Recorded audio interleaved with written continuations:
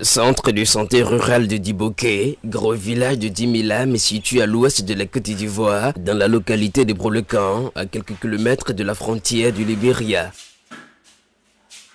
Prise d'un malaise, Naomi Oulei est conduite dans ce centre. Après consultation, l'infirmier diagnostique un cas d'appendicite chez la jeune fille. Urgence, Naomi doit être évacuée à l'hôpital général de Guiglo, à 80 km de Diboké, pour une prise en charge. C'est ici que commence le combat pour la survie. Par manque de moyens, les conducteurs de moto sont devenus des ambulanciers dans ce village.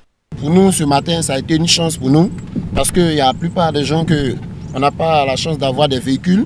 Bon, c'est des motos, la plupart qui sont chez nous ici. Donc pour transporter un malade sur une moto, c'est très difficile. Comme ça, on ne peut pas faire ça. Donc à ce moment même, dans la pluie, il pleut. Maintenant, c'est une chance pour nous que ce chauffeur il est arrivé pour nous aider. Sinon, dans ce village, dans les villages ici, il y a d'autres personnes qui restent dans ça. Ils font ça, mais ça ne va pas. Il n'y a pas de véhicule, il n'y a pas de moyens pour les transporter pour aller en ville. Ils meurent là-dedans. Comme si les dieux avaient entendu cet appel en détresse, c'est sous une forte pluie que la première ambulance du village de Diboké fut accueillie par la population, ce qui n'a pas refroidi l'ardeur de ces braves femmes. Ici, l'on croit fermement qu'une pluie qui tombe en pareille circonstance est un signe de bénédiction. Autant être trempé pour mesurer toute la portée de ce geste du député PDC du Brolecan, Aimé Nyoncian.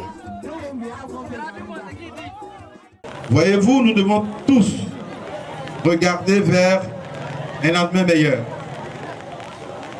vers un mieux-être pour tous, vers un développement dont les contours seront tracés par nous-mêmes et personne d'autre.